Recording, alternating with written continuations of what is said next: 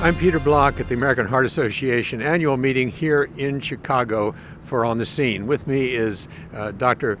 Patrick Moriarty. No Sherlock Holmes jokes here. This is serious business.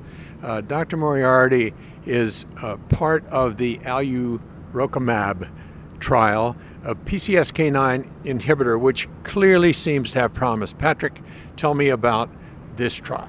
This study was called Alternative, and it was designated for patients who are statin intolerant, which in some populations is as high as 25%. My population I see is over 50%.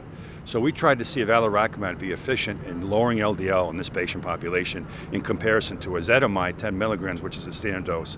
But what's interesting about this, we had a 4-week run-in period of placebo to kind of wipe out some of these statin intolerant patients. Plus we had a statin arm, which included atorvastatin 20 milligrams QD. So how did you get the statin into the statin intolerant patients? How did that work if you had a statin arm, or were those not intolerant patients?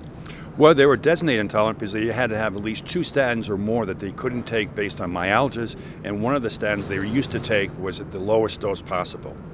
So they knew they were going to potentially get a statin, but we had a third arm of this to validate the benefit of this drug, and that was an open label with 3 years of open label with the alurocumab once you finish the study, and 90% of patients that did finish the study went into the open label. Okay, so the short version is this is really a specified subgroup of patients that were statin intolerant and had trouble with statins. Ezetimibe, pretty good drug, turns out, and now a PCSK9 inhibitor. What did you find, Pat? We find the primary efficacy point was looking at LDL reduction after 24 weeks, and the alurocumab reduced LDL in the intention to treat group by 42%, where the ezetimibe reduced it by about 15%. So the PCSK9 inhibitors are clearly winning here. We are seeing this as we go forward. As you look at this trial and the outcomes of this trial, it's almost silly for me to say, what do you think is the future of this? But tell me what you think. Well, I think the PCSK9s have a very positive future as we know now. Their risk of having side effects, as we're showing, is not as dynamic as other lipid-lowering drugs are, and its benefit of lowering LDL is dramatic. In this alternative study, too, we found that over 40% of patients reached their LDL goal, in the sense of getting their LDL goal less than 70 or 100, because 50% of these patients had cardiovascular disease and their baseline LDL was over 190, where less than 10% of those patients on ezetimibe reached their goal. So it's the efficacy also that's very important. Okay, so let me ask one sort of silly question. Can LDL go too low? Wait to see. I don't know. I do LDL apheresis or lipoprotein apheresis. Actually, I have the largest center of this kind in North America. We treat about 40 some odd patients every 2 weeks to lower their LDL with these machines based on their risk of disease and their elevations.